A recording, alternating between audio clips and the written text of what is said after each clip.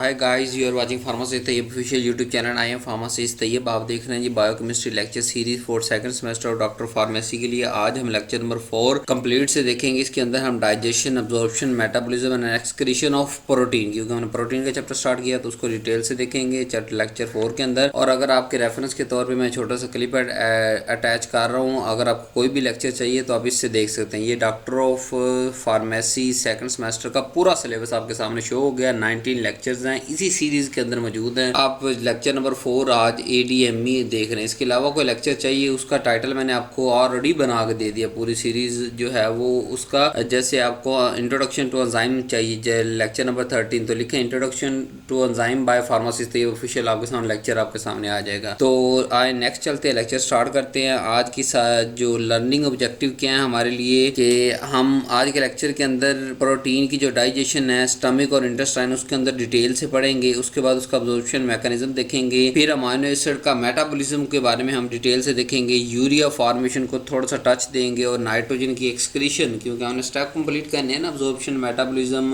Excretion, तो उस सारे चीज़ों को लेके हम चलेंगे। और अपना जो ये नॉलेज हमें मिलेगा उसके बाद एंड पे मैं तड़का लगाऊंगा फार्मास्यूटिकल और क्लिनिकल प्रैक्टिस, ताकि आज ही आपको समझ आ सके कि ये टॉपिक हम क्यों पढ़ रहे हैं। तो यहाँ पे हमारे पास था डाइजेशन, अब्जॉर्प्शन, मेटाबॉलिज्म और एक्सक्रीशन, तीनों प्रोटीन का जो है ना वो हम इसके बारे में पढ़ेंगे। तो आए स्टार्ट करते हैं जी। डाइजेशन प्रोटीन की कहाँ कहाँ होती है। सबसे पहले जैसे कार्बोहाइड्रेट के अंदर हमने पढ़ा था फर्स्ट सेमेस्टर के अंदर कि उसकी जो डाइजेशन है वो माउथ से स्टार्ट हो जाती है, प्रोटीन की माउथ से स्टार्ट नहीं होती। सबसे पहला डिफरेंस। दूसरा, स्मॉल जो स्टमक है उसके अंदर जो है वो इसकी डाइजेशन स्टार्ट होती है। और स्मॉल इंटेस्टाइन की बात करें तो मेजर जो डाइजेशन सारी की सारी वो स्मॉल इंटेस्टाइन में होती है और अब्जॉर्प्शन भी वहीं पे हो रही होती है। तो माउथ के अंदर, मुंह के अंदर डाइजेशन नहीं होती, स्टमक के अंदर स्टार्ट हो रही है, स्मॉल इंटेस्टाइन के अंदर मेन होगी और अब्जॉर्ब होगी। Digestion of protein, digestion convert the dietary protein into free amino acid. के हमने जो प्रोटीन खाई हुई हैं उनको फ्री अमाइनो एसिड में बदलने के नाम को हम कहते हैं प्रोटीन की डाइजेशन हो रही है जी। और वो जो फ्री अमाइनो एसिड है वो अब्जॉर्बेबल है, वो दोबारा यूज हो जाते हैं थ्रू डिफरेंट ट्रांसपोर्टर्स, थ्रू जो है वो अब्जॉर्ब होके वापस बॉडी का हिस्सा बन जाता है। स्टमक के अंदर अगर बात करें तो स्टमक के माउथ के अंदर तो होती नहीं है, इसलिए हम माउथ का जो है पार्ट स्किप कर देंगे। स्टमक पे चलेंगे। स्टमक पे दो मेन एंजाइम इन्वॉल्व है, एक है HCl हाइड्रोक्लोरिक एसिड, दूसरा है पेप्सन। होता क्या है कि जैसे पहले स्टेप पे होती है डीनेचरेशन। डीनेचरेशन का क्या मतलब होता है, मैंने आपको कहा कि अनफोल्डिंग को डीनेचरेशन कहते हैं। तो वो किसकी वजह से हो रही होती है, हाइड्रोक्लोरिक एसिड की वजह से हो रही है। तो हाइड्रोक्लोरिक एसिड प्रोटीन को डीनेचर करता है। क्यों अनफोल्ड करवाता है? इसलिए अनफोल्ड करवाता है ताकि उसके पेप्टाइड बाउंड जो है वो एक्सपोज हो सके और पेप्टाइड बाउंड हम तोड़ सकें। जब पेप्टाइड बाउंड टूटेंगे तो फिर अमाइनो एसिड अलग अलग होंगे ना, फ्री अमाइनो एसिड बनेंगे। और एंजाइम भी तभी काम कर सकते हैं अनफोल्ड प्रोटीन पे। फोल्डेड जो क्वाड्रनरी स्ट्रक्चर, लेट्स सपोज अगर हम ले रहे हैं तो उस पे एंजाइम कैसे एक्ट करेगा। तो पहले डीनेचर, सबसे पहला स्टेप है कि HCl की मौजूदगी के अंदर डीनेचरेशन होती है, यानी कि प्रोटीन अनफोल्ड होती है और उसके पेप्टाइड बाउंड जो है एक्सपोज हो जाते हैं एंजाइम के, और वो उसको ब्रेक डाउन करके फ्री अमाइनो एसिड बना लेता है। अब जो पेप्सिन है इसकी एक्टिवेशन कैसे होती है कि जब बनता है तब उसको कहते हैं पेप्सिनोजन, जो कि इनएक्टिव फॉर्म है, इस शक्ल में बनता है पेप्सिनोजन की शक्ल में। और जब ये हमारे पास स्टमक के अंदर पहुंचता है तो HCl इस पेप्सिनोजन को पेप्सिन में कन्वर्ट कर देता है। और पेप्सिन एक्टिव फॉर्म है एंजाइम की और ये काम करती है। यहाँ तक तो आपको कंसेप्ट क्लियर है ना, कि जो भी एंजाइम बनता है वो अपनी इनएक्टिव फॉर्म में बनता है। कि ये ना हो कि पेनक्रियाज के अंदर एंजाइम बन रहा है तो उसी के अंदर अगर एक्टिव फॉर्म में बनना शुरू हो जाएगा तो वो तो पेनक्रियाज को खा जाएगा। या जिस जगह से भी एंजाइम बन रहा है हमारी बॉडी में से, अगर वो एक्टिव फॉर्म में बनेगा तो वो उस जगह को तबाह बर्बाद कर देगा। इसीलिए हमारी पूरी बॉडी के अंदर जो भी एंजाइम बनता है वो क्या होता है कि इनएक्टिव फॉर्म में बनता है। जहां पे उसने काम करना था वहां अल्लाह ने कोई ऐसा निजाम लगाया होता है कि वो एक्टिव हो जाता है। जैसे ये पेप्सिनोजन इनएक्टिव फॉर्म में बनता है, स्टमक तक पहुंचता है, वहां HCl इसको ऊपर अटैक करता है और इसको पेप्सिन यानी कि एक्टिव फॉर्म में कन्वर्ट करता है। फिर प्रोटियोलाइसिस के पेप्सिन ब्रेक करता है प्रोटीन्स को। प्रोटियोसिस एंड पेंटियोसिस यानी सिंपल शॉर्ट पेप्टाइड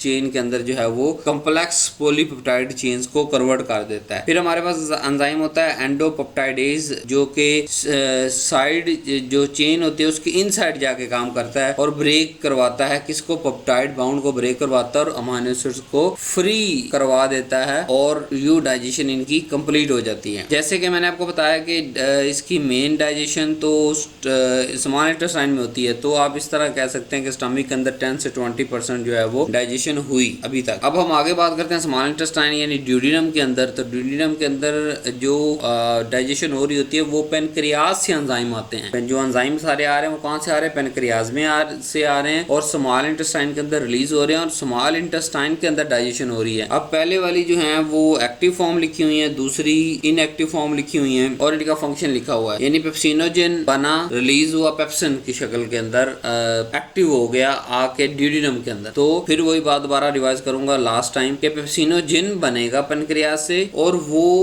ड्यूडेनम तक पेप्सिनोजेन की शक्ल में पहुंचेगा इनएक्टिव फॉर्म में। ड्यूडेनम के अंदर आके स्मॉल इंटेस्टाइन के अंदर आके वो एक्टिव फॉर्म में कन्वर्ट हो जाएगा। क्यों? क्योंकि अगर ये पेप्सिनोजेन पेप्सिन की शक्ल में बनता पेनक्रियाज में तो ये तो पेनक्रियाज को ऑटो डाइजेशन करना शुरू कर देता पेनक्रियाज को ही, क्योंकि पेनक्रियाज भी तो प्रोटीन का बना हुआ है ना, तो अमाइनो एसिड का बना हुआ, तो वो पेनक्रियाज को डैमेज करना शुरू कर देता। तो ये सारे के सारे एंजाइम इनएक्टिव फॉर्म में पेनक्रियाज में बन रहे हैं और आके स्मॉल इंटेस्टाइन में जा रहे हैं और वहां से एक्टिव फॉर्म में कन्वर्ट हो रहे हैं। सो पेप्सिनोजेन कन्वर्ट होता है पेप्सिन के अंदर और ये क्या करता है? क्लीवेज करता है basic amino acid, basic amino acid को तोड़ता है। कीमोट्रिप्सिनोजेन कीमोट्रिप्सिन में कन्वर्ट होता है और ये एरोमेटिक अमाइनो एसिड, एरोमेटिक हम कहते हैं ना, एक तो अरोमा से ये लफ्ज निकला है एरोमेटिक, दूसरा जिसके अंदर बेंजीन रिंग मौजूद हो, उन अमाइनो एसिड्स जिनके स्ट्रक्चर के अंदर मैंने आपको बताया ना, किसी के अंदर एस मौजूद होता है अमाइनो एसिड के अंदर, किसी के अंदर जो है पूरा जो है बेंजीन रिंग मौजूद होता है। तो ऐसे अमाइनो एसिड जिनके अंदर बेंजीन रिंग मौजूद हो तो उनको कहते हैं एरोमेटिक अमाइनो एसिड और उन पे कौन सा एंजाइम काम करता है? कीमोट्रिप्सिन। फिर नेक्स्ट हमारे पास एंजाइम है प्रोएस्ट्रेजिस। तो ये एस्ट्रेजिस में कन्वर्ट होता है और जो है वो स्मॉल अमाइनो एसिड पे वर्क करता है और उसको ब्रेक डाउन करवाता है। प्रो एंजाइम कार्बोक्सीपेप्टाइडेज हमारे पास क्या करता है कि ये जो टर्मिनल होते हैं अमाइनो एसिड के उसको रिमूव करता है, जो टर्मिनल पे चीजें लगी हुई उसको रिमूव करता है। अब मैकेनिज्म फिर दोबारा पढ़ा देता हूँ कि ये सारे के सारे इनका एक खास पैटर्न भी है, वो पैटर्न अभी याद रखिएगा कि सारे के सारे इनएक्टिव फॉर्म में बने और स्मॉल इंटेस्टाइन में पहुंच गए। इसमें से एक जो है, जो पहले वाला ट्रिप्सिनोजेन, वो ट्रिप्सिन में कन्वर्ट होता है किसकी मौजूदगी के अंदर? इंटेरोकाइनेज। टेरोकाइनेज क्या करता है? एंजाइम ड्यूडेनम के अंदर ट्रिप्सिनोजेन को ट्रिप्सिन में कन्वर्ट कर देता है। तो ट्रिप्सिन अब एक्टिव फॉर्म है। अब ये दो काम करेगा ट्रिप्सिन, एक तो दूसरे सारे एंजाइम को एक्टिवेट कर देगा जो ऊपर पढ़ के आए हैं, प्लस ये खुद को भी एक्टिवेट करता है। अगर इसकी कोई थोड़ी सी मिकदार एक्टिव बन जाए तो ये खुद को जो रिमेनिंग ट्रिप्सिनोजेन होता है उसको भी एक्टिव करता है। तो यहाँ एक्टिव और इनएक्टिव को थोड़ा सा बड़ा ध्यान से लेके चलना है आपने, ताकि आपको पता हो कि कहां से ये रिएक्शन स्टार्ट हो। सो ट्रिप्सिनोजेन को कौन एक्टिव करेगा? इंटेरोकाइनेज स्मॉल इंटेस्टाइन के अंदर ट्रिप्सिन में कन्वर्ट करेगा और यही ट्रिप्सिन फिर बाकी सब एंजाइम को एक्टिव करेगा और खुद को भी कुछ परसेंटेज खुद को भी एक्टिव करता है जो रिमेनिंग बचा। और क्योंकि ये सारे वहां से इनएक्टिव फॉर्म में यहाँ तक पहुंचे हैं तो इसीलिए जो है वो पेनक्रियाज की ऑटो डाइजेशन से हम बच जाते हैं। अगर ये सारे पेनक्रियाज के अंदर होते एक्टिव फॉर्म के अंदर प्रोड्यूस तो पेनक्रियाज को सबसे पहले तबाह करते हैं। फिर जहां जहां से गुजरते, जिस नाली से गुजर के या जहां तक इन्होंने पहुंचना होता है वो सारी चीजें स्मॉल इंटेस्टाइन भी तबाह हो जाती है। फिर दूसरा हमारे पास आ गया इंटेस्टाइनल एंजाइम, जो स्पेशल इंटेस्टाइन के अंदर मौजूद होते हैं। तो वो थे ना जो पेनक्रियाज से आए थे। उसमें हमारे पास है अमाइनो पेप्टाइडेज और डाइपेप्टाइडेज। ये क्या करते हैं? ये पेप्टाइड्स को फ्री अमाइनो एसिड के अंदर, पेप्टाइड हमने क्या पढ़ा है, एक दो या दो से ज्यादा अमाइनो एसिड आपस में जुड़े तो उसको हम पेप्टाइड कह देते हैं। तो उनको फ्री अमाइनो एसिड में कन्वर्ट कर। अब डाइजेशन के बाद नेक्स्ट स्टेप आ गया अब्जॉर्प्शन। अब्जॉर्प्शन ऑफ प्रोटीन या अब्जॉर्प्शन ऑफ अमाइनो एसिड, क्योंकि आप अमाइनो एसिड में कन्वर्ट हो चुकी हैं चीजें तो आप इसको अब्जॉर्प्शन ऑफ अमाइनो एसिड भी कह सकते हैं, क्योंकि प्रोटीन टूट के आप अमाइनो एसिड की शक्ल में आ गए। ये ड्यूडेनम और इलियम जो कि स्मॉल इंटेस्टाइन के दो मेजर पार्ट हैं, जहां से ज्यादातर चीजें अब्जॉर्ब होती हैं, ये वहीं से अब्जॉर्ब होती हैं। इनका मैकेनिज्म के अंदर हमारे पास आता है एक एक्टिव ट्रांसपोर्ट है, मेजर जो पाथवे वो सोडियम डिपेंडेंट को ट्रांसपोर्ट है। इसके लिए हमें एटीपी चाहिए और ये क्या करता है? सेपरेट चैनल्स होते हैं इसके पास। न्यूट्रल अमाइनो एसिड को अलग से गुजारता है, बेसिक अमाइनो एसिड को अलग से गुजारता है, एसिडिक अमाइनो एसिड को अलग से गुजार के सारे अमाइनो एसिड जो है वो उनको जो है वो कैरियर की मदद के अंदर गुजार के इसको जो है वो बॉडी तक वापस पहुंचा देता है और बॉडी इसको दोबारा रीयूज कर लेती है। फिर दूसरा मैकेनिज्म है फैसिलिटेटेड डिफिजन। ये फैसिलिटेटेड है मतलब किसी मदद से जो ये ट्रांसपोर्ट हो रही है। बहुत थोड़े अमाइनो एसिड जो हैं वो फैसिलिटेटेड डिफिजन के जरिए ट्रांसपोर्ट होते हैं और यहाँ एटीपी यूज नहीं होती, क्योंकि अगर एटीपी एनर्जी यूज हो तो उसको हम कहते हैं एक्टिव ट्रांसपोर्ट। तो फैसिलिटेटेड के अंदर एनर्जी नहीं होती बट किसी और तरीके से मैकेनिज्म से चैनल से कैरियर से जो है वो क्रॉस कर रहे होते हैं। पेप्टाइड ट्रांसपोर्टर भी होते हैं स्पेशल, जैसे कि पेप्टी-1 ट्रांसपोर्टर है, उससे भी बहुत सारे अमाइनो एसिड जो है वो अब्सॉर्ब होते हैं और बॉडी तक पहुंचते हैं। फिर हमारे पास है डाई एंड ट्राई पेप्टाइड, वो अब्सॉर्ब होते होते हैं और सेल के अंदर जाके हाइड्रोलाइज होते हैं, यानी पानी की मौजूदगी के अंदर टूटते हैं। ओवरऑल अगर ट्रांसपोर्ट का पाथवे देखें तो इंटेरोसाइट से ये पहुंचे पोर्टल वेन तक और पोर्टल वेन से ये फिर लीवर तक पहुंच जाते हैं और लीवर फिर जो है वो रेगुलेट करता है इनके सारे मेटाबॉलिज्म को, और अगर इनको जो है वो दोबारा रीयूज करवाना है, ये जो भी करना है। तो ओवरऑल अगर हम ट्रांसपोर्ट पाथवे की अगर बात करें तो ये स्टार्ट होता है जी इंटेरोसाइट से। इंटेरोसाइट क्या होते हैं? ये इंटेस्टाइनल एपिथेलियल सेल लाइनिंग है। तो स्मॉल इंटेस्टाइन के अंदर ये टूटे फूटे है ना, सारी डाइजेशन स्मॉल इंटेस्टाइन से हुई है, तो स्मॉल इंटेस्टाइन से ही हमने इन्हें कहीं ना कहीं लेके जाना है ना। अब्जॉर्प्शन कहाँ से होगी? जहाँ पे डाइजेशन हुई है वहां से अब्जॉर्प्शन स्टार्ट हो जाएगी। तो स्मॉल इंटेस्टाइन के अंदर डाइजेशन हुई और वहां से जो इंटरस्टिशियल एपिथेलियल सेल होते हैं जिसे इंटेरोसाइट कहते हैं, वो जो है वो इनकी अब्जॉर्प्शन को फैसिलिटेट करते हैं। वहां से ये अब्जॉर्ब होते हैं, अब्जॉर्ब होकर पोर्टल वेन तक पहुंचते हैं और पोर्टल वेन सीधी जाती है लीवर के अंदर। फिर लीवर जो है वो इसका डिसाइड करता है कि इसको मैंने जो अब्जॉर्ब हमारे पास आए इसको इसका क्या करना है। मेन रेगुलेटर हमारे पास लीवर है, वो डिसाइड करता है जी कि ये जो अमीनो एसिड अब्जॉर्प्शन के बाद आए इनके साथ आगे क्या करना है। तो ये 3 मेन आपने जो है वो स्टेप याद रखने हैं अब्जॉर्प्शन के, कि स्मॉल इंटेस्टाइन के इंटेरोसाइट से अब्जॉर्ब हुई, वो पोर्टल वेन में गई, पोर्टल वेन से लीवर के अंदर, लीवर से फिर जो है वो पूरी बॉडी के अंदर जो है फैल के जहाँ जहाँ चाहिए या लीवर के इसको रेगुलेट करता है। अब नेक्स्ट हमारे पास हमने डाइजेशन भी पढ़ लिया, अब्जॉर्प्शन भी पढ़ लिया, अब आ गया मेटाबॉलिज्म का वर्ड। यहाँ मैं अगर आपको अमीनो एसिड के अंदर या प्रोटीन के अंदर थोड़ा सिंप्लीफाई करने की कोशिश करूँ ना, तो यहाँ हम मेटाबॉलिज्म का लफ्ज इस्तेमाल नहीं कर भी सकते हैं, लेकिन मेटाबॉलिज्म का लफ्ज ज्यादातर हम वहाँ इस्तेमाल करते हैं जहाँ हम स्टेप वाइज कोई प्रोसेस कर रहे हो। लेट्स सपोज जैसे हमने कोई चीज तोड़ी थी कार्बोहाइड्रेट के अंदर, तो मैंने बताया था ये 7 स्टेप हैं इसके अंदर टूटेंगी, ये 5 स्टेप हैं इसके अंदर डाइजेशन होगी, ये बनेगा, फिर ये इंटरमीडिएट बनेगा, ये बनेगा, ये बनेगा। जबकि अमीनो एसिड के अंदर ऐसा कोई सेट पैटर्न नहीं है। तो इसलिए बहुत सारी बुक्स इसको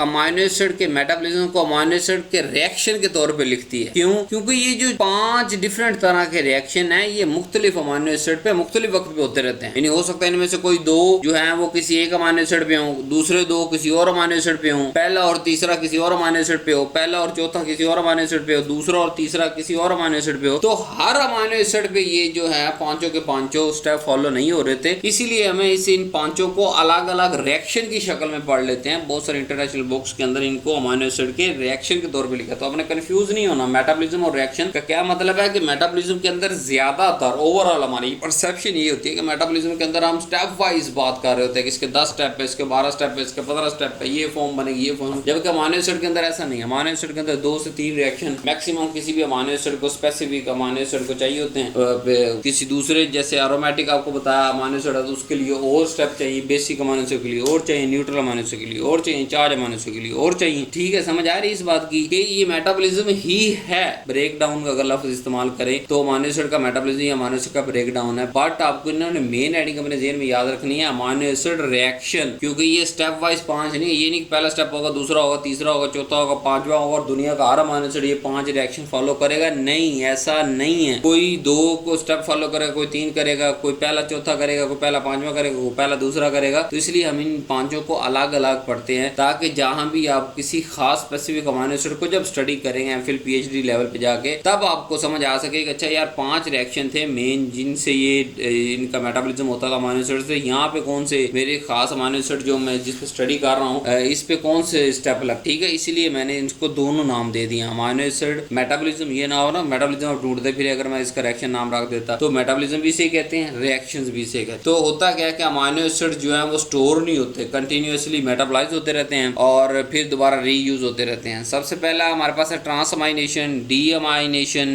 डीकार्बोक्सिलेशन, नाइट्रोजन डिस्पोजल, डीअमाइडेशन और फिर एंड पे जो कार्बन जो स्केलेटन है उसका वो क्या बनेगा। मेटाबॉलिज्म में हम ये भी बताते हैं ना एंड पे जो कार्बन चेन बचेगी उसका क्या करना है। तो आए स्टेप बाय स्टेप पढ़ते हैं। पहला हमारे पास आ गया ट्रांसअमाइनेशन। इसके अंदर क्या होता है कि ये अमाइनो ग्रुप जो है ना वो उसको ट्रांसफर करता है एक अमाइनो एसिड से किसी दूसरे कीटो एसिड को, और वो जो कीटो एसिड है वो न्यू अमाइनो एसिड बन जाता है और जो अमाइनो एसिड था वो कीटो एसिड बन जाता है। जैसे एस्पार्टिक एसिड हमारे पास, नीचे मैंने आपको एग्जांपल दी समझाने के लिए, प्लस अल्फा कीटोग्रेड है, इसमें ट्रांसअमाइनेशन हुई तो क्या हुआ, अल्फा कीटोग्लूट्रेट जो अल्फा कीटो एसिड था वो अमाइनो एसिड में चेंज हो गया ग्लूटामेट के अंदर। और जो हमारे पास वो थी अस्पार्टिक एसिड, उसने अपना NH3 इसको ट्रांसफर कर दिया, तो वो पीछे रह गया ऑक्सैलोर एसीटेट, यानी वो न्यू कीटो एसिड बन गई है कि वो किसी और से अमाइनो ग्रुप लेके दोबारा फिर अस्पार्टिक एसिड की शक्ल इख्तियार कर सकते। तो इस तरह इस रिएक्शन के अंदर क्या होता है कि एक अमाइनो एसिड अपना अमाइनो ग्रुप किसी दूसरे अल्फा कीटो एसिड को देता है ताकि वो किसी नई शक्ल का अमाइनो एसिड में कन्वर्ट हो जाए और खुद अल्फा कीटो में हो जाता है। फिर वो अल्फा कीटो किसी और से ले लेता है खुद और अपनी शक्ल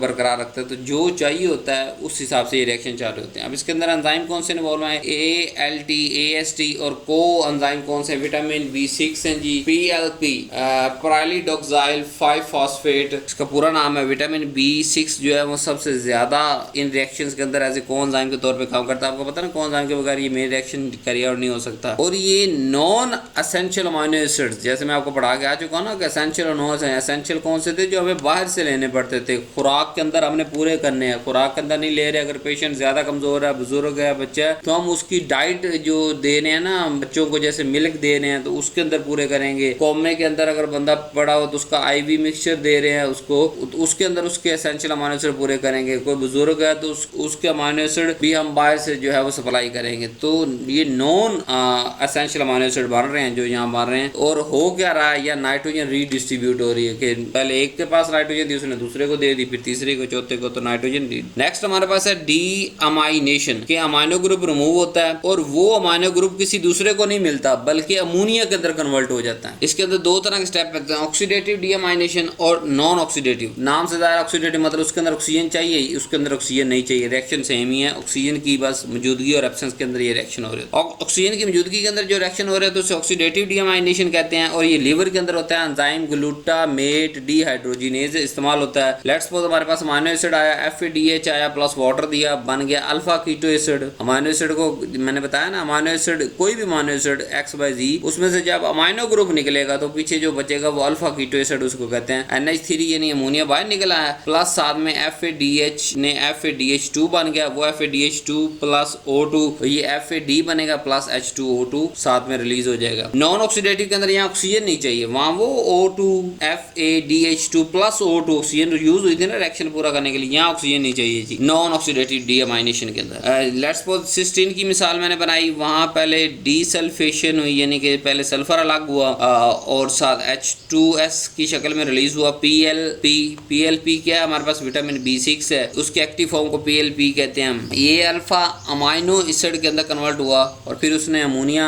जो रिलीज कर दिया और पायरोविक एसिड उसको कह देंगे जो नेक्स्ट बचेगा। और ये जो अब यहाँ से अमोनिया बना या जो ऊपर से बना डीअमाइनेशन के पूरे का पूरा अमोनिया रिमूव हो रहा है, ये अमोनिया आगे यूरिया साइकिल में जाएगा और यूरिया साइकिल के अंदर हम इस अमोनिया को कन्वर्ट करेंगे। तो आपने याद रखना है कि जब मैं अमोनिया यूरिया साइकिल आपको पढ़ाऊंगा और कहूंगा कि अमोनिया को हम रिमूव करने वाले हैं जी, यानी यूरिया साइकिल तो स्पेशल अमोनिया को रिमूव करने के लिए। Ammonia is a toxic substance according to human body. अल्लाह ताला ने जैसे इंसान का स्ट्रक्चर बनाया है, बॉडी बनाई है, तो हम बहुत सारे केमिकल ऐसे हैं जिनको हम अपनी बॉडी के अंदर बेयर नहीं कर सकते खास कंसंट्रेशन से ज्यादा। तो उसमें से एक आप याद रख सकते हैं अमोनिया, उसको लेस टॉक्सिक के अंदर कन्वर्ट करने के लिए या उनको एक्सक्रीट करवाने के लिए, बॉडी में से निकालने के लिए भी हमें उसे किसी दूसरी शक्ल में कन्वर्ट करना पड़ता है, फिर वो निकलता है। तो यूरिया साइकिल का जो रास मटेरियल अमाइनो वो कहां से आ रहा है? डीअमाइनेशन से आ रहा है। नेक्स्ट रिएक्शन हमारे पास है जी डी कार्बोक्सिलेशन। देखें इसमें कोई सीक्वेंस नहीं है ना, इसलिए अलग अलग रिएक्शन पढ़ा रहा हूं मैं। इसमें कार्बोक्सिल ग्रुप जो है रिमूव होता है अमाइनो एसिड से और वो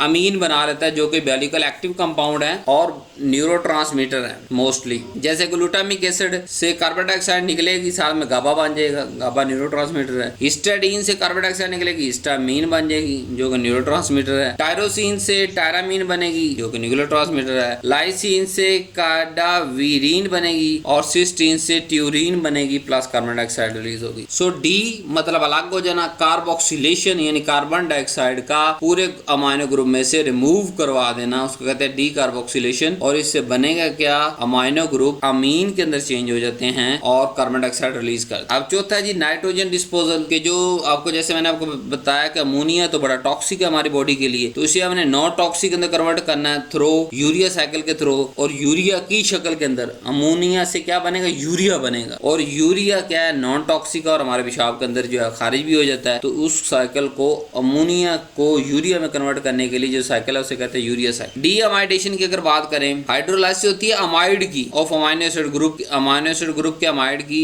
हाइड्रोलाइसिस मतलब वाटर की मौजूदगी में टूट फूट होती है, तो क्या होता है कि वो अमाइनो एसिड बनाता है प्लस अमोनिया रिलीज करता है। जैसे एस्पारेजीन से aspartic acid plus ammonia, glutamine से ग्लूटामिक एसिड प्लस अमोनिया। अब ये अमोनिया भी यूरिया में कन्वर्ट होगा यूरिया साइकिल के अंदर जाकर। फिर जो कार्बन स्ट्रक्चर बचता है ये सारी डीकार्बोक्सिलेशन किसी भी हुई, किसी पे डीअमाइडेशन हुई, किसी पे जो है वो डीअमाइनेशन हुई, डीअमाइडेशन हुई, ट्रांसअमाइनेशन हुई, तो इस ओवरऑल जो कार्बन का जो बचा स्केलेटन आफ्टर द अमोनिया के रिमूवल के बाद या नाइट्रोजन के रिमूवल, नाइट्रोजन का रिमूवल का मतलब अमोनिया रिमूवल ही है ना, या नाइट्रोजन एक अमोनिया रिमूवल है, या फिर वो उसने ट्रांस अमाइनेशन के अंदर अमोनिया तो उसने नहीं बनाया था, बट क्या किया था कि अपना NH2 ग्रुप किसी और को दे दिया था, तो वो भी ट्रांसफर हो गया ना, बाकी जो है कार्बन स्केलेटन बच गया था। तो रिमेनिंग जो कार्बन स्केलेटन है वो यूज होता है जी एनर्जी प्रोडक्शन के लिए, वो तो जब ग्लूकोज सिंथेसिस के अंदर चला जाता है, यानी ग्लूकोनियोजेनेसिस के अंदर, फैट सिंथेसिस के अंदर यूज हो जाता है, और आफ्टर रिमूवल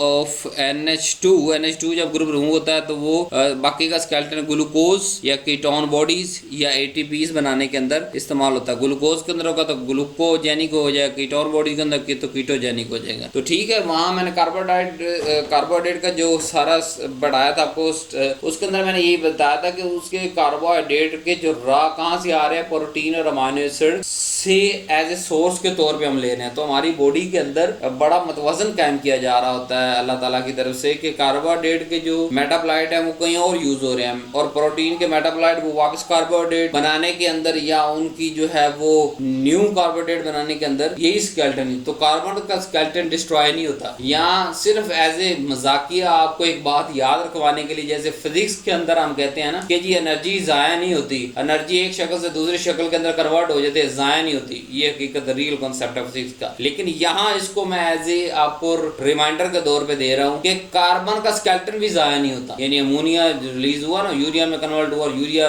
जो है नाइट्रोजन तो डिस्पोजेबल होता है, नाइट्रोजन तो हमारी बॉडी से निकलता है, लेकिन जो कार्बन स्ट्रक्चर है या कार्बन का जो रिमेनिंग वो कभी भी जो है वो डिस्ट्रॉय नहीं होता, वो एक शक्ल से दूसरी शक्ल के अंदर कन्वर्ट होता जा रहा होता है। जैसे कि मैंने अभी साबित किया कि ये जो यानी कि अमोनिया रिमूव होने के बाद अल्फा कीटो एसिड बचा या जो भी दूसरे स्ट्रक्चर कार्बन स्केलेटन बचे, ये किधर यूज होंगे, ग्लूकोज बनाने में, कीटोन बॉडीज बनाने में, वो तो कार्बोहाइड्रेट हैं, तो उसके अंदर जो है वो यूज होंगे। तो कार्बन स्केलेटन भी कभी डिस्ट्रॉय नहीं होता, ये एक शक्ल से दूसरी शक्ल में कन्वर्ट होता जाता है। यहाँ कॉन्सेप्ट कहाँ से याद रखना है, अपने फिजिक्स में से, जहाँ हमने पढ़ा था कि एनर्जी एक शक्ल से दूसरी शक्ल में चेंज होती है, कभी डिस्ट्रॉय नहीं होता। अब यूरिया साइकिल को थोड़ा सा टच देते हैं, नेक्स्ट वीडियोस के अंदर हम इसको डिटेल से देखेंगे। पहली बात मैं आपको पढ़ा के आ चुका हूँ कि अमोनिया हमारे लिए खतरनाक है, हमारी बॉडी के लिए, हमें कोमा करवा सकता है, हमें ब्रेन टॉक्सिटी करवा सकता है, तो इसलिए इसको यूरिया में कन्वर्ट करते हैं जो कि नॉन टॉक्सिक और जो है वो इसकी एक्सक्रीशन भी आसान है यूरिन के थ्रू। ये मेन लिवर के अंदर होता है, वहाँ माइटोकॉन्ड्रिया प्लस साइटोसोल के अंदर होता है। ओवरऑल रिएक्शन क्या है जी, 2NH3 plus CO2 plus 3 ATP plus जो है वो प्रोडक्ट क्या बनेगा, यूरिया प्लस 2 ADP प्लस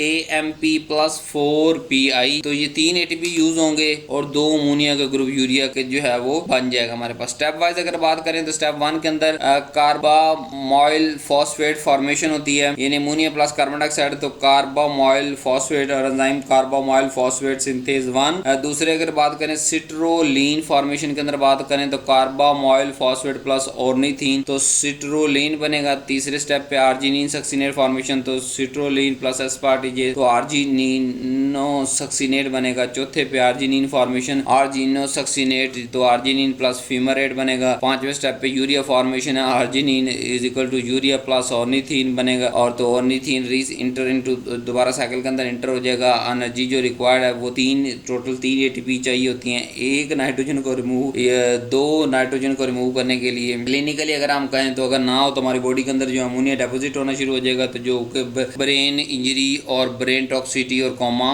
करवा सकता है। तो यहाँ हमने थोड़ा सा टच दिया, नेक्स्ट वीडियोस के अंदर हम स्टेप बाय स्टेप पढ़ेंगे जी। ले जी, जैसे कि एक्सक्रीशन पे हम पहुंच चुके हैं, हमने डाइजेशन पढ़ ली, एब्जॉर्प्शन पढ़ ली, मेटाबॉलिज्म पढ़ लिया, बस इसकी एक्सक्रीशन है। एक्सक्रीशन का सबसे पहला स्टेप हमने पढ़ लिया, अमोनिया से यूरिया का बनना। थोड़ा डिटेल में देखते हैं। नॉर्मल कंडीशन के अंदर प्रोटीन तो नहीं एक्सक्रीट होती, ये नहीं कि पूरी पूरी प्रोटीन पेशाब के अंदर एक्सक्रीट हो रही है, नहीं जी। अमाइनो एसिड जो है और फिर क्योंकि डाइजेशन हो चुकी है, अमाइनो एसिड बन चुके हैं, वो भी एक्सक्रीट नहीं होते, अमाइनो एसिड रीअब्सॉर्ब हो जाते हैं किडनी के थ्रू, ठीक है। अब नाइट्रोजन की एक्सक्रीशन होती है, वो कैसे, जैसे मैं अभी मेजर पढ़ा के आ चुका। नाइट्रोजन की एक्सक्रीशन की हम बात कर रहे थे। नाइट्रोजन की एक्सक्रीशन क्या होता है जी, कि यूरिया जो है ना वो मेजर फॉर्म 80 से 90% नाइट्रोजन एक्सक्रीट होता है एज ए यूरिया। और यूरिया कहाँ से आया, अमोनिया को कन्वर्ट करने के बाद यूरिया आया। और जो अमोनिया है वो खुद एज इट इज थोड़ी सी मिकदार उसकी भी एक्सक्रीट होती है, क्योंकि थोड़ा एसिड बेस बैलेंस को मेंटेन रखने के लिए हम जब किडनी के अंदर पढ़ेंगे फिजियोलॉजी, वहां आपको समझाऊंगा एसिड बेस बैलेंस कैसे अमोनिया बरकरार रखता है या किस तरह जो है वो ये स्मॉल अमाउंट इसकी एक्सक्रीट होती है। यहाँ पे सिर्फ याद रख लें कि सारे का सारा हमारा बॉडी में बनने वाला अमोनिया इससे एक्सक्रीट नहीं होता, उसको 90% यूरिया में कन्वर्ट होना होगा, यूरिया एक्सक्रीट होगा और कोई थोड़ी सी मिकदार इसमें भी हो जाए। तो फिर आगे क्रिएटिनिन जो कि मसल मेटाबॉलिज्म में बनती है, और ये भी क्रिएटिनिन एक और भी आप याद रखिएगा, ये किडनी का एक और फंक्शन है कि अगर किडनी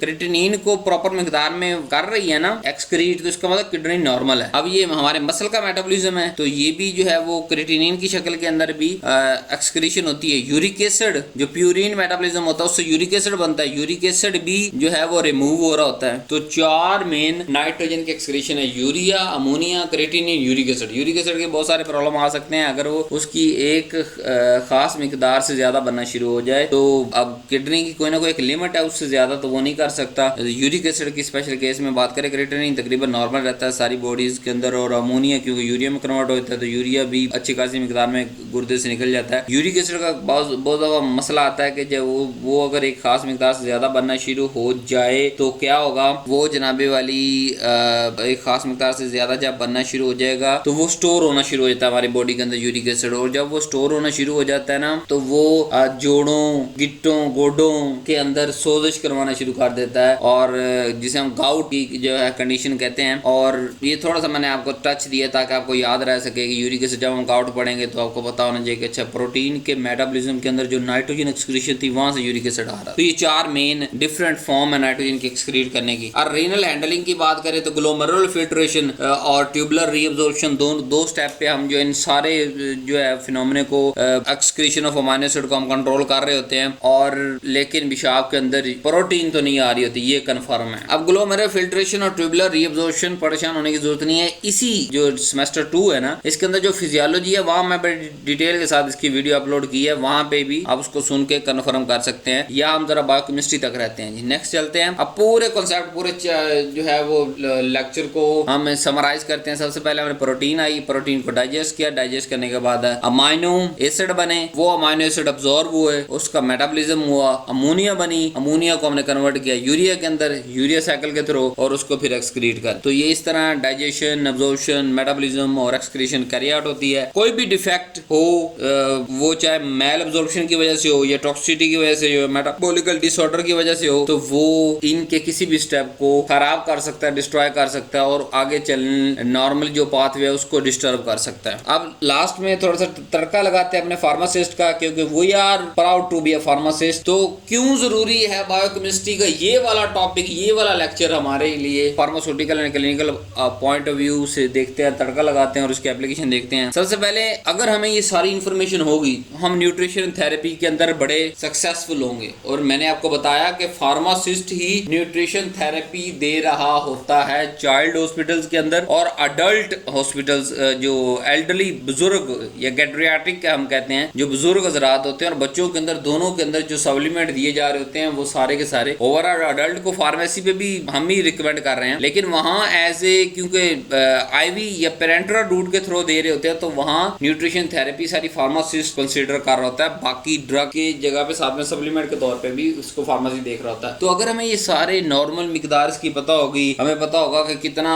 जो है वो कौन सा अमीनो एसिड देंगे, एसेंशियल कौन सा, नॉन एसेंशियल कौन सा है, कौन सा एक्सक्रीट होगा पेशाब के अंदर, कौन सा कम होगा, पेशेंट लिवर डिजीज है, पेशेंट को सिरोसिस है, पेशेंट को फलां, पेशेंट को फलां अमीनो एसिड कंप्रोमाइज हो सकता है, फलां रिएक्शन कंप्रोमाइज हो सकता है, फलां ऑर्गन कंप्रोमाइज हो सकता है, तो ही हम न्यूट्रिशन थेरेपी एक सक्सेसफुल अचीव कर सकते हैं। नंबर 2, ड्रग डेवलपमेंट के जो टारगेट अमीनो एसिड है वो मेटाबॉलिज्म पाथवे के बहुत सारी ड्रग हम ऐसी बना रहे हैं जो अमीनो एसिड के पाथ मेटाबॉलिज्म पाथवे को जाके टारगेट करती हैं। उससे क्या होता है कि वो डिजीज और कंडीशन जो है वो कवर हो जाती है। लेट्स सपोज अगर कोई चीज ज्यादा बन रही है, 4 मिसालें मैंने आपको दी कि uric acid, urea, citrine, creatinine और अमोनिया, तो इनके मेटाबॉलिज्म के मुख्तलिफ पार्ट पे बहुत सारी ऐसी जेनेरिक ड्रग आप बना रहे हैं और फ्यूचर में भी बना सकते हैं, जो इनके मेटाबॉलिज्म पाथवे को या तो वक्ती तौर पे डिस्टर्ब कर दे या वक्ती तौर पे इनहांस कर दे अकॉर्डिंग टू कंडीशन, ताकि उस कंडीशन की सिम्टम्स दूर हो और फिर लॉन्ग ड्यूरेशन पे मेडिसिन इस्तेमाल करने पे वो डिजीज कवर हो जाए। ठीक है, तो यहाँ से आपका दिमाग खुलना चाहिए कि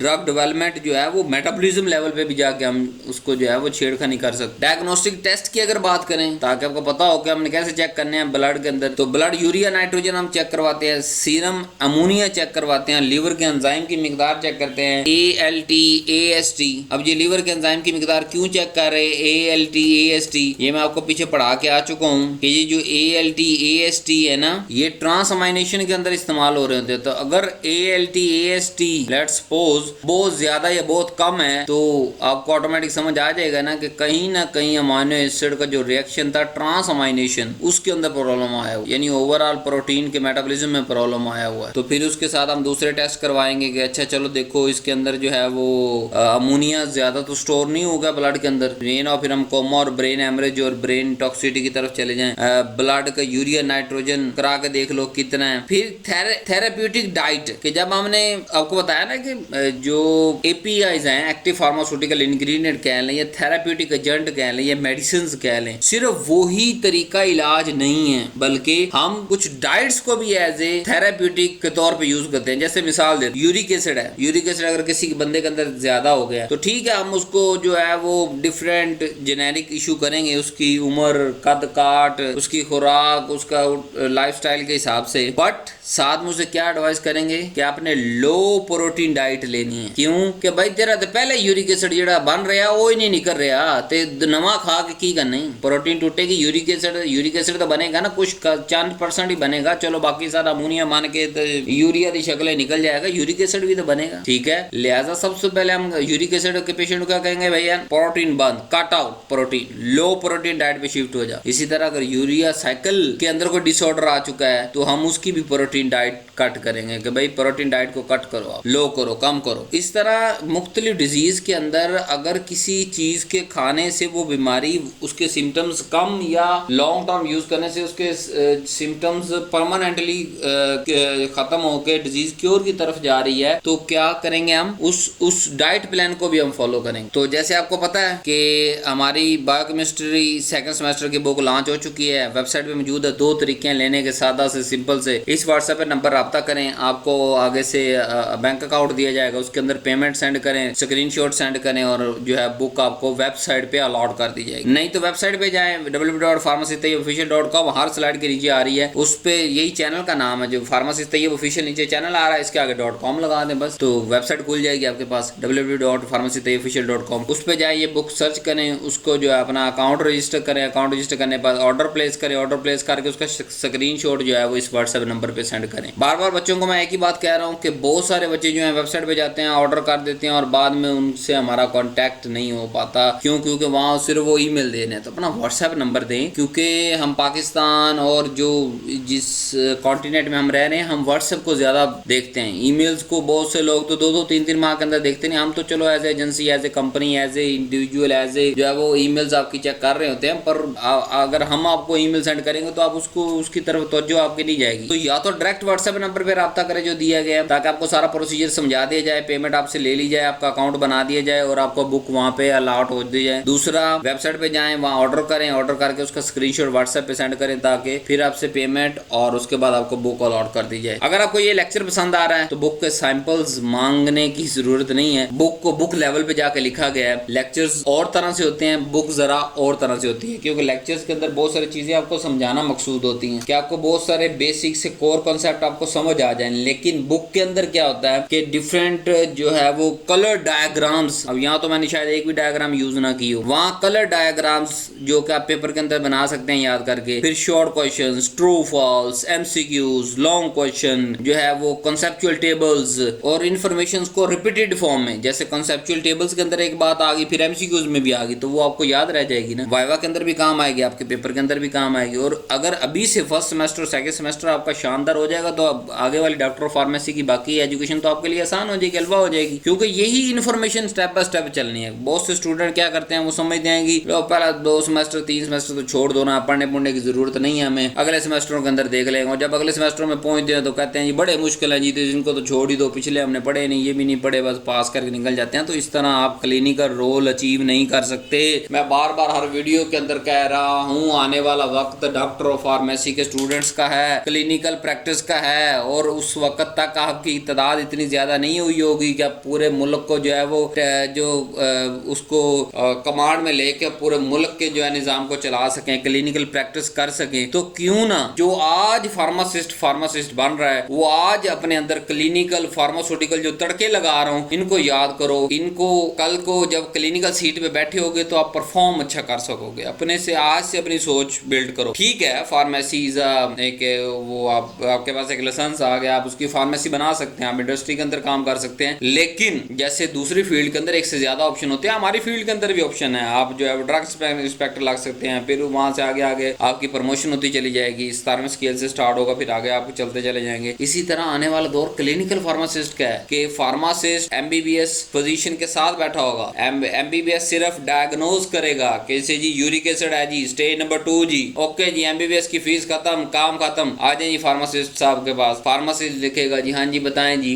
दिखाएं, अच्छा आपको यूरिक एसिड डायग्नोज हुआ, कोई इशू नहीं जी, स्टेज इतनी है, टेस्ट रिपोर्ट्स दोबारा जरा चेक करेगा, कंफर्म करेगा कि वाकई ऐसा है कि नहीं, क्योंकि हमारे पास ये नॉलेज भी है, डायग्नोस्टिक नॉलेज भी है। अच्छा, फिर उसके बाद हम क्या करेंगे, मेडिसिन लिख, खुद मेडिसिन प्रिस्क्राइब करेंगे। अभी हमारे कल्चर, हमारे नेशन के अंदर 2026 में बात कर रहा हूँ, अभी तो जो एमबीबीएस लिख रहे हैं ना, ये रिवाज बड़ी जल्दी खत्म होने जा रहा है। ये वो कहते हैं ना, ये जो पुरानी रस्में थी ये टूटने वाली हैं, इनकी आखिरी कड़ी पे एक आखिरी थोड़ा बाकी है। तो जो हमारे पास आने वाले वक्त के अंदर आपने बैठ के पर्चियां लिखनी है, आपने बैठ के प्रिस्क्रिप्शन लिखनी है, आपने बैठ के जेनेरिक ब्रांडेड डिफरेंट चीजें जो भी आपको चाहिए होगी, गवर्नमेंट की डिमांड होगी है, जो जैसे आजकल जेनेरिक पे जरा फोकस किया जा रहा है, तो मेरी तो दुआ है कि जेनेरिक पे ही हम रहे, ज्यादा अच्छी बात है आने वाले फ्यूचर के अंदर। तो आप फिर मेडिसिन सारी प्रिस्क्राइब करेंगे, प्लस आप उसके साथ एक कुछ थोड़ा सा डाइट प्लान भी डिस्कस करेंगे, प्लस आप उसका लाइफस्टाइल मॉडिफिकेशन भी करवाएंगे। यानी हमारा काम सिर्फ दवाई लिखने तक नहीं है, जैसे एमबीबीएस आता है, दवाई लिखी चलो जी, नो नो, एमबीबीएस ने क्या करना है, फिजिशियन ने क्या करना है, डायग्नोज कर दिया, फार्मासिस्ट के पास आ जाएगा, फार्मासिस्ट ने उसका पूरा मेडिकेशन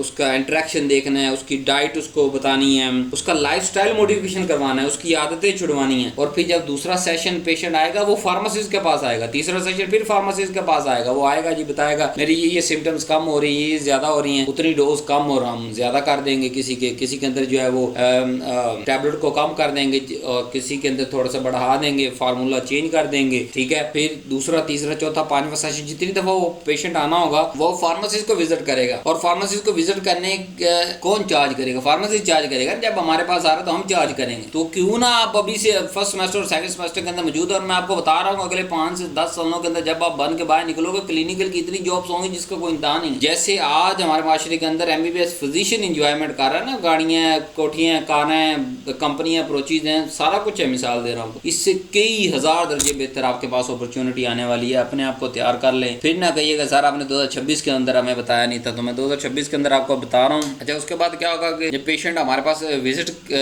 जब फाइनलाइज हो जाएगा, मतलब 5-6 विजिट के बाद उसकी डिजीज लेट्स सपोज कवर होगी, ओके हो गया, रिपोर्ट्स करवाएगा, वो रिपोर्ट से कंफर्म करेगा, और लास्ट में जाके एमबीबीएस को दोबारा रिपोर्ट वो पेशेंट जाके दिखा देगा कि सर मैंने 3-4 मंथ की या मेडिसिन ली है फार्मेसी साहब से, मेरी अब सिम्टम्स सारी खत्म हो गई हैं, मेरी ये लैब रिपोर्ट्स भी ओके आ गई, तो जरा आप री-वेरीफाई कर दें। तो वो बेचारे री-वेरीफाई कर देंगे और जो है ना वो पेशेंट अपने घर चला जाएगा। तो फिजिशियन के पास कितनी दफा गया वो 6 माह के अंदर, पहली दफा डायग्नोज करवाने और दूसरी दफा जब रिकन्फर्म करने के भी मैं ओके हो गया हूँ, क्लियर हो गया हूँ। तो बाकी सारा का काम किसने किया 6 माह के अंदर, जो 10 विजिट उसने किए हैं, 15 विजिट उसने किए हैं। सारी बात है, कुछ में जो है वो बाद 15 दिन के बाद भी हम चेक कर लेते हैं, 10 दिन के बाद भी थोड़ा स्ट्रिक्ट उसको मॉनिटर करना होता है, तो जल्दी भी बुला सकते हैं उसको। तो वो सारा फार्मासिस्ट है, तो इस फार्मासिस्ट की पेमेंट लेगा। तो लेकिन कब पेमेंट लेगा, जब हम इन चीज़ों को रेडी करके मार्केट के अंदर लॉन्च होंगे। सो जैसे मैं आपको करता हूँ कि आपके लिए अपनी मसरूफ ज़िंदगी में से टाइम निकाल के आपके लिए वीडियोस रिसर्च करता हूँ, एक अच्छा कंटेंट बनाता हूँ और फ्री ऑफ कॉस्ट आप तक पहुँचा देता हूँ। तो आपका भी एक छोटा सा काम बनता है कि आप भी इस मोहब्बत के जो आपके अंदर मोहब्बत दें, चैनल सब्सक्राइब करें, वीडियो को लाइक करें और कहीं शेयर ना करें, फेसबुक, टिकटॉक, इंस्टाग्राम कहीं शेयर ना करें, सिर्फ व्हाट्सएप ग्रुप के अंदर शेयर करें, ताकि ये लेक्चर आपके फ्रेंड तक पहुँच जाए, आपके क्लास फेलोज तक पहुँच जाए। हमें नहीं पहुँचना दुनिया के अंदर मिलियन, बिलियन, ट्रिलियन सब्सक्राइबर्स तक, हमें फार्मासिस्ट तक पहुँचना है, चाहे वो 7,000, 10,000, 15, 1 लाख फार्मासिस्ट, जितने भी फार्मासिस्ट हैं, वक्त के साथ साथ सारी बात है हर साल न्यू एडमिशन हो रहे हैं तो वो बढ़ते चले जा रहे हैं, तो उन अगर सीनियर है तो जूनियर को रिकमेंड करें, अगर जूनियर आप सुपर जूनियर है तो जो न्यू जूनियर्स आ रहे हैं उनको आप जो है वो रिकमेंड करें, स्पेशल अपनी क्लास के ग्रुप के अंदर। ये मैं आपसे जो है वो आप इस तरह समझ, आपसे फीस चार्ज कर रहा हूँ। इस लेक्चर की फीस क्या है जी, कि आपने इस वीडियो को अपनी क्लास ग्रुप के अंदर शेयर करना, चाहे किसी दूसरे बच्चे ने शेयर कर दिया आप देखें और आप भी शेयर करें, अपने टीचर के साथ इसका लिंक शेयर करें, बुक्स परचेज करें और जो है वो अपनी जिंदगी को आसान करें दोनों चीज़ों से। जब आपको लेक्चर मिल जाएगा, बुक मिल जाएगी, किसी भी इंटरनेशनल बुक की जरूरत नहीं, लाइब्रेरी दूसरी जगह जाने की जरूरत नहीं है। जब आपके पास ये बेसिक आ जाएगी फिर आप नेट पे बैठें और रिसर्च करें और आर्टिकल्स पढ़ते चले जाएं और अपनी इन्फॉर्मेशन को एडवांस से एडवांस लेवल पे लेते चले जाएं और अपनी एक अच्छी प्रोडक्ट एमफिल और पीएचडी के बाद लॉन्च करें और उसको जो है उसका जो है फील्ड के अंदर उसको लॉन्च करके उसकी एक तो ऑनरशिप लें और प्लस जो भी उसके फाइनेंशियल बेनिफिट होते हैं वो भी आपको मिलेंगे। सो उम्मीद है हार्ड वर्क के बाद प्लस लव के बाद आप भी लव का रिस्पॉन्स शो करेंगे, वीडियो लाइक करेंगे, चैनल सब्सक्राइब करेंगे और व्हाट्सएप ग्रुप जो आपका क्लास का उसके अंदर आप जरूर शेयर करेंगे। किसी दूसरी यूनिवर्सिटी दूसरी अदारे के पास अगर आपका नंबर है तो उनके साथ भी शेयर करेंगे। थैंक यू वेरी मच जी, अल्लाह हाफिज। नेक्स्ट नीचे वाली वीडियो के अंदर मुलाकात होती है।